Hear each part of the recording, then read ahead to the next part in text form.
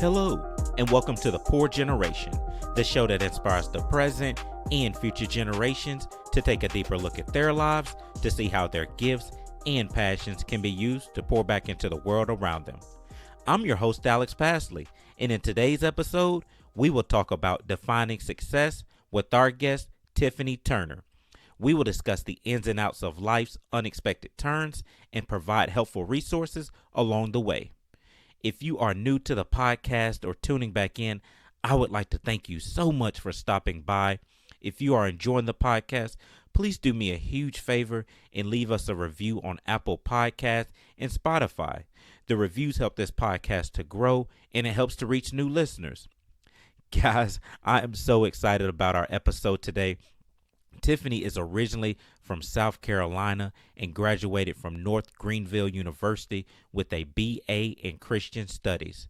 She has a passion for music and people and the Lord. She is also the Vice President for Outreach for Souls for Souls. Thank you so much for joining us today, and welcome to The Poor Generation. So, how was your holidays? Oh my gosh, it was so good. And thank you for having me today. I'm really excited about doing this. So, I know you're originally from South Carolina, but how did you end up in Nashville? So I ended up in Nashville 20 years ago. And at that point in my life, I was actually a full-time into music. I was touring with a group. And so after the tour was over, ended up in Nashville. And Nashville was never on my radar to move to, even though I loved music and I did music. But it is home now. It feels like home. I mean, of course, I'm from South Carolina and that's my roots. But this place became home to me in 2010 during the flood, when all of that happened and we were out in our communities helping people. I had never seen such a response to community and how people come together. And to me, that is still like, that's Nashville. That is what makes this town special. And it's home now. Okay. So how did you discover that passion for music? Oh my gosh. Really, my mom did. She said I sang along with everything. And that began like singing at community things, singing in beauty pageants, singing in church. And that developed into just a love for performing in church, leading worship. But yeah, I've been singing as long as I can remember, and have always, like, one thing about it, and I still love, is I love being able to make people happy through music and see them, whether it's their spirits are lifted through just a good song or drawn closer to God, or they're emotionally affected, in a way that stirs them. I feel that fullness of working in that capacity of what you've been gifted to do when I see people become happy and light because of that gift. Gotcha. So how did you think about purpose while you were growing up in South Carolina? Was that something that your family talked about, or something you had to really discover on your own? I think it's really, in some ways, something I discovered on my own. My mom was always super encouraging to make sure that I could do music, but there was never really a lot to talk about, like, finding your purpose or what are your dreams. I mean, I thought about, being able to do my music, but like things about thinking about traveling across the world or anything like that. That was never really anything I dreamed about. I never even entertained the option. We grew up struggling some. My mom was a single mom, and my dad was in and out of the picture. But, I think my dreams at times were like smaller things, I don't think I really ever thought about like a purpose through even my giftings until I was a teenager and I started going to church. And then I started realizing, just through reading the Bible, through hearing speakers, that God gifts us with things for our purpose that's beyond us. And then it kind of started, some of that started making sense and connecting together. And, especially in college, as I became a Christian, feeling that almost the burning in your soul when you're like, I know there's something bigger for me. And what is it, God? and where is that? So, but really as a teenager, I think I started understanding there's something bigger here, than just my little life, Yeah, and yeah, God is going to use that somehow. for sure. So, once you realized there was a bigger calling or something more purposeful, what were the next steps for you to discover how you can use your gifts? I really started, if somebody, if whether it was a professor in college or another, like a lot of Christian artists and people in Christian music, I really looked up to at the time that I was in college and really trying to figure out, like, what does this mean for my life? What's the next step for me? And I would seek out those people and just try to get that investment of time in whatever increment I could. I wanted to soak up them. Like, what path did they follow? What did they do to discover, like, what God's will was for their life? And there were a couple of professors at the time in my college who really invested in me and were brilliant theologians. And I would just sit and talk about the Lord with them and talk about theology. And then there were musicians that just took the time to talk to me, if they were on tour, and I went to see them. And but I think a lot of times just watching people that I admired and trying to get close to them to just like soak off of them and like learn from them. Yeah, I think that's true. I think we all need to soak up as much wisdom as we can. So, how did you get involved with Souls for Souls? And I think you and I talked about this, that I did not find Souls for Souls. Souls for Souls found me, but I fully know without a doubt that it was God's hand on my life.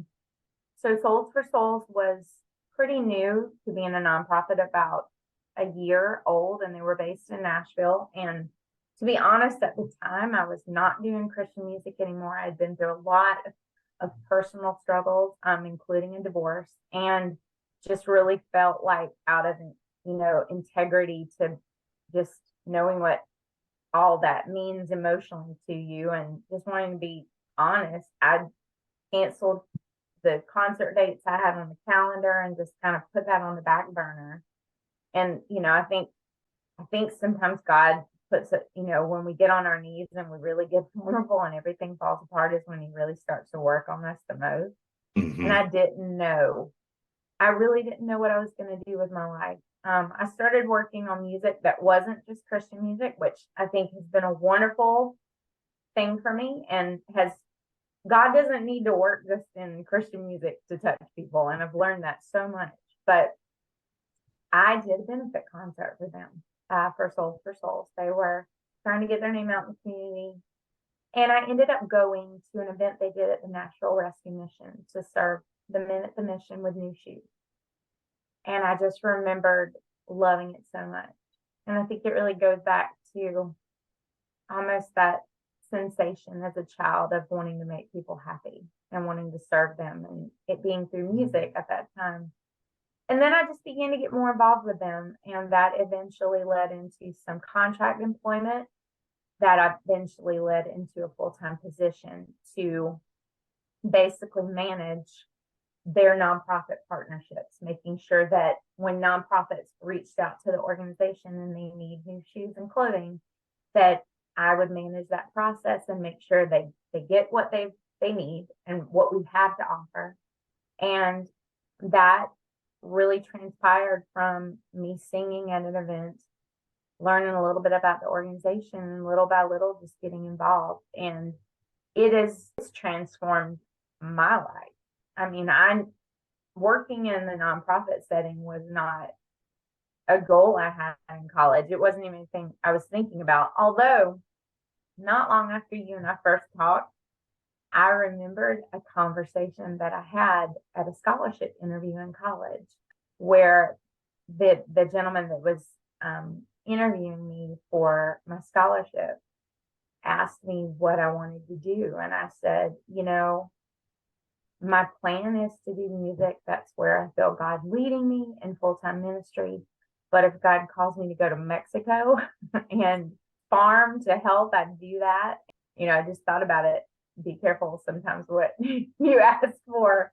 This wasn't in my like long-term plan or vision for my life. But it's the same fullness that I feel when I sing, I feel when I do this job. And it's not just the moments that we're out helping put shoes on people's feet. Those are the few and far between of my job. It's also in the moments where I talk with our donors and see them get like why this program that we do is so important and why it's critical for them to support us or work with internally with my colleagues and create new plans and programs that will benefit people. And I feel that fullness. And I believe it's because I'm working in the gifts that God's gifted me with. But it was not a part of, it wasn't an idea that I had. I really seriously thought, okay, music is what God wants me to do. This is what he's given me to do. And this is what I'm going to be doing.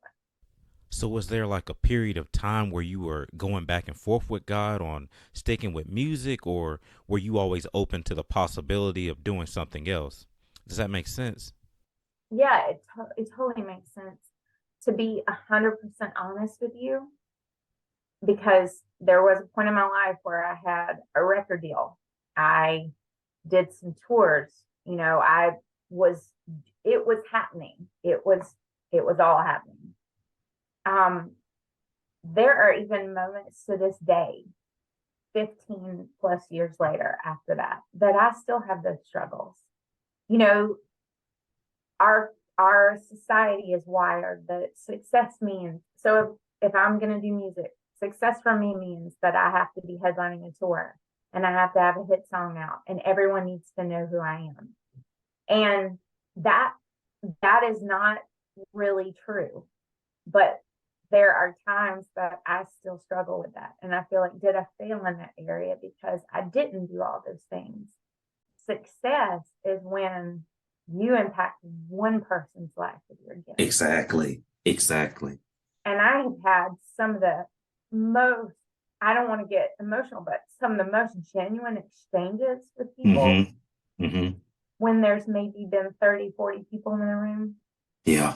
And the nights I'll feel like, even for like literally gigs in a bar, I will feel like, I think we're supposed to do this song, and I'll have someone come up and go, that song used to mean everything to me and my mom. And I lost my mom 10 years ago. And I know, Alex, without a doubt, that that's the Holy Spirit.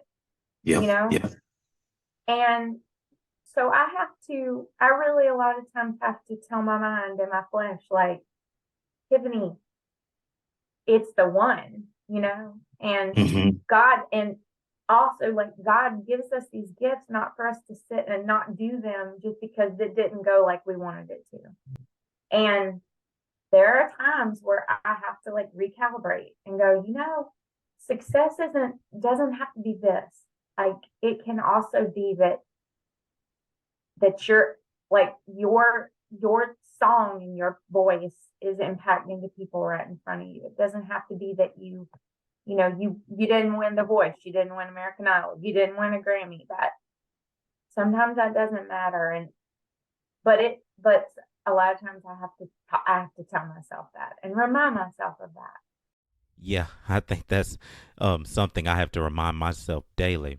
So when you were going through your divorce, was that a season where you were mad at God, or was that a period of time where you really trusted him and you buckled up and said, hey, this is an opportunity for you to show me and to lead me? I felt like an extreme failure because no one gets married to get divorced.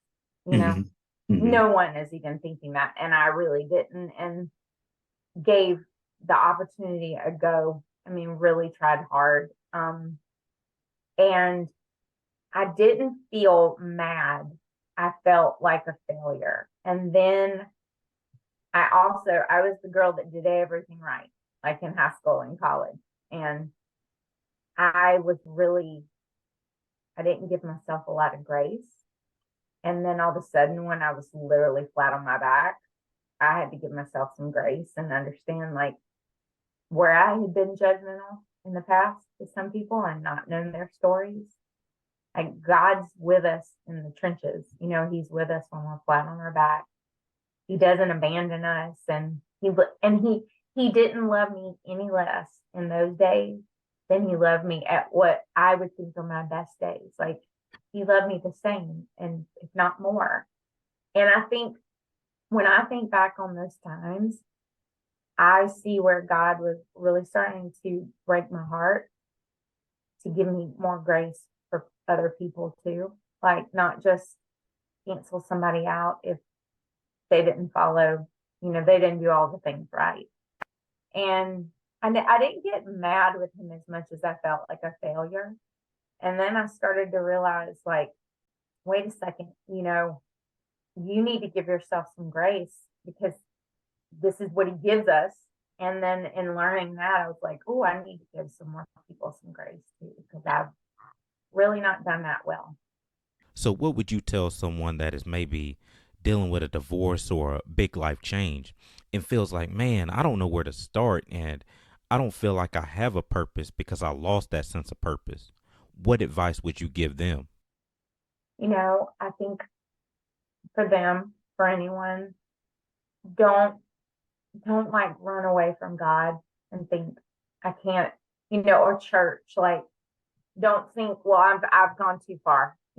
God, this is too big for God. Like nothing's too big for him, and he's literally waiting for us to come back to him.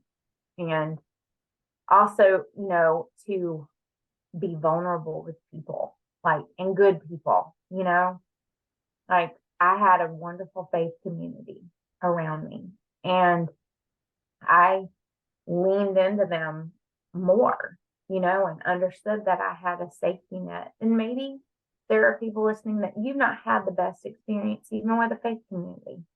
And one thing, just as a reminder, like, churches are not perfect. They're not like Jesus. We mess up. It's full of imperfect people, so it goes back to definitely giving grace in that area too, but just leaning into a counselor. I had a couple wonderful counselors that walked me through that period for a long time, and I still go pretty regularly to therapy, because walking through a process like that, everybody's got their opinion for you. Some of it's good, some of it can be hurtful, but just really being careful of what voices you're listening to. And that's where I count a licensed therapist, and I would greatly encourage a licensed faith-based therapist, but licensed, that's really important.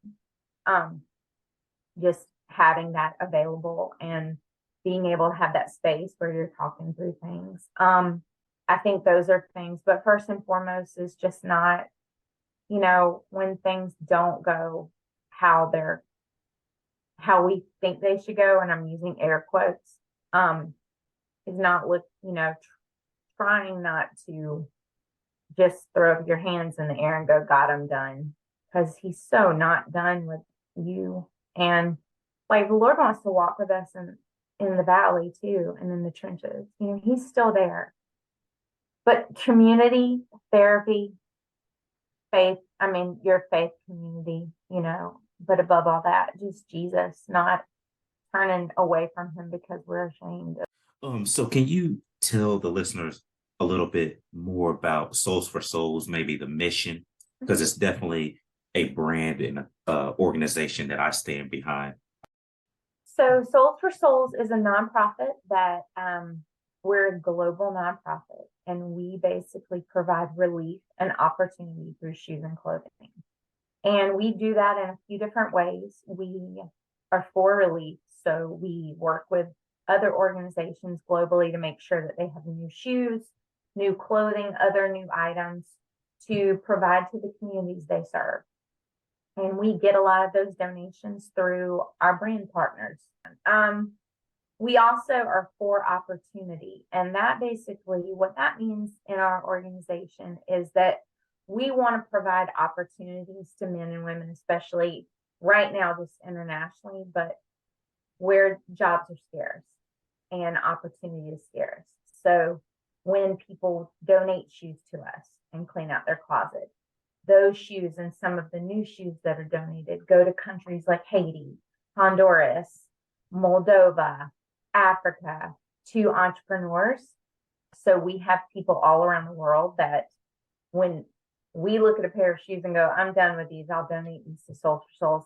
Those shoes could literally mean that a family is fed for several days, or half of the tuition is paid for the month for a child to attend school. Maybe a young girl who that opportunity might not have existed if her parents didn't have a better income.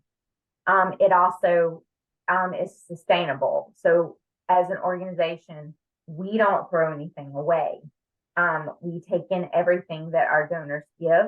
And if shoes cannot be repurposed and resold, those are then converted into clean energy. So when you donate to us, things don't go in the landfills. They're going to go to either where they can be utilized again or they can be converted into energy. And lastly, we're for every kid. And what that means, especially in the United States right now, is that we are providing children who are experiencing homelessness with a new pair of shoes in the United States, new sneakers. And that's become a program in the last 2 years that we've really started building up. So those are some of our largest programs. If people want to get involved with us, there's several different ways off the bat. Number one, you can clean out your closet. And if you go to soulsforsouls.org, you can find these ways to serve us, but you can download a free shipping label from Zappos and ship those shoes to us. Your school, your church, your business can do a shoe drive. You can also volunteer your time if you're near one of our warehouse locations. We always need help sorting shoes and repacking them to go out to entrepreneurs. There are occasional volunteer opportunities also in different cities where we might be giving away shoes. The other way that you can give them, which is really important, is giving financially. And you can go on our website and give. And if you give a $20 donation for every kid, that helps us get a pair of shoes for that child. We've done a lot of work, but we got a long way to go. But that's a little bit about who we are and what we do. Wow, that's awesome. That's awesome. Thank you so much for sharing. Before I let you go, what is one piece of advice you would give to someone trying to find their purpose? Pay attention to what brings you joy, like true joy when you do it, like that fullness of spirit. And pay attention to how people are impacted to the things you do.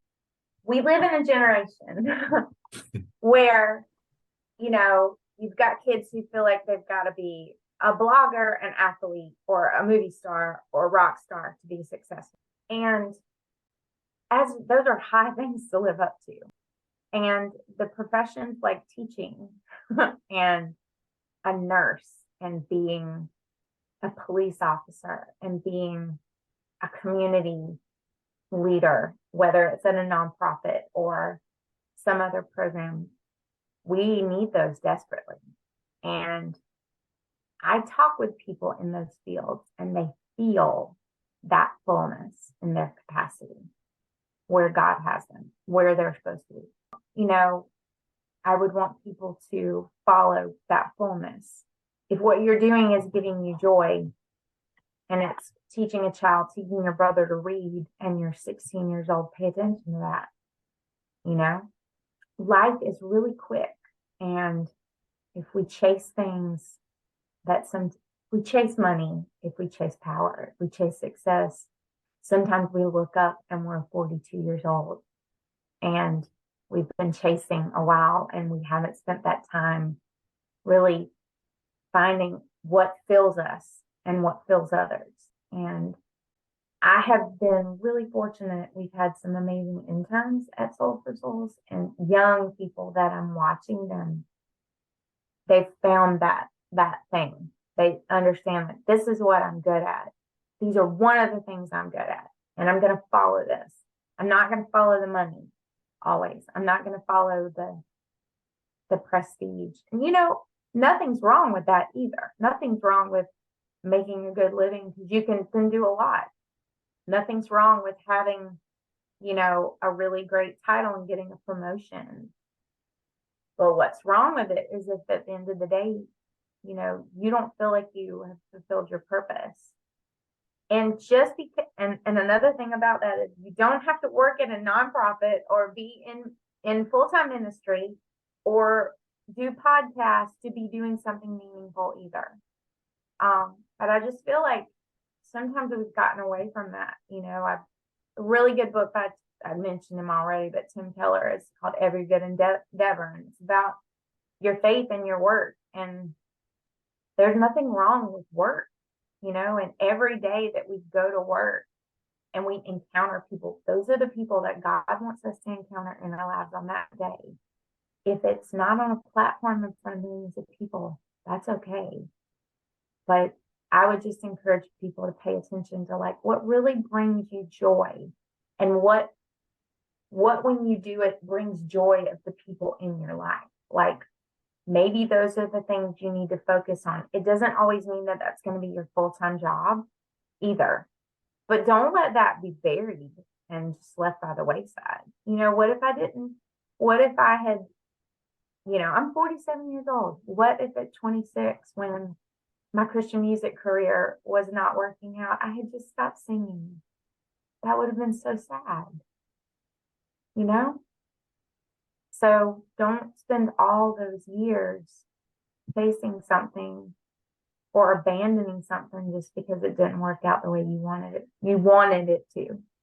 Wow. Thank you so much for sitting down with us today, Tiffany. You have really helped us to understand what grace looks like, and you have showed us that life can take us down a lot of different paths, but we need to be open to new opportunities. Before we wrap up, I have 2 questions that I always ask my guests. Question 1, who or what is pouring into you right now? So right now, what's pouring into me in one of the most significant ways is a program that I'm in called Gotham. And it's here in Nashville. It's an 8-month-long cohort to really merge your faith and work. And it has really kind of transformed even more how I view my work and my faith. Okay, cool. So question 2, what are you doing right now to pour into this world? I'm trying, when I have conversations with people, to really listen, because sometimes people just need you to listen. Like they don't need you to tell you. They don't need to tell them what they need to do right or give them advice. Even on calls with partners, like I'm trying to stop and ask questions and listen and just really pay attention, listen to the things they're also saying that they're not saying.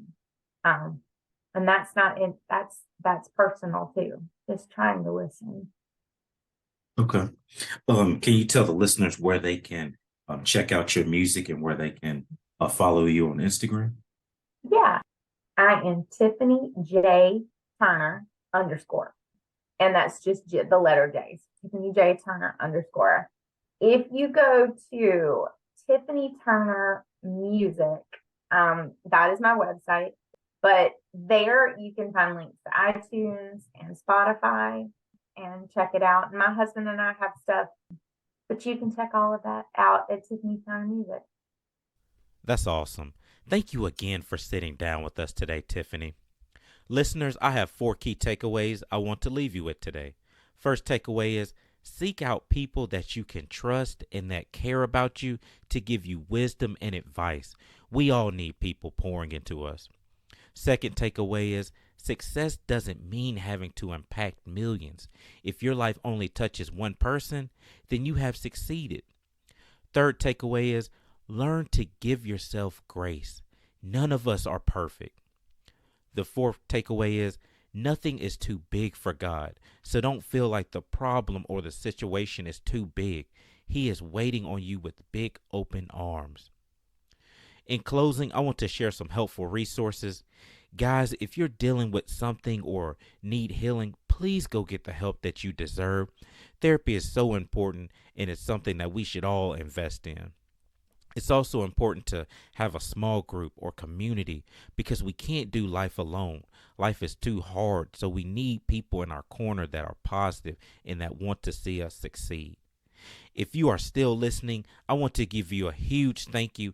Thank you so much for tuning in today's episode. Please follow us on Instagram, The Poor Generation. And also, please do me a huge favor and leave us a review on Apple Podcast and Spotify. The reviews help this podcast to grow, and it helps to reach new listeners. I would love to hear about your life stories, and if you have any questions or book recommendations, please reach out to me. My email address is in the podcast description on all platforms. Guys, I'm so excited. We are having meaningful conversations that are changing people's lives, and it is amazing to see y'all step out in faith and to pour into your local communities. This is going to be a lasting impact, not only on this generation, but generations to come. I want to end the show by saying that you are loved and that you do have a purpose. You do have unique gifts and talents to offer this world. You are worthy. You are smart. You are brave. You are loved. And yes, you are enough. I love you, and I will see you in the next episode.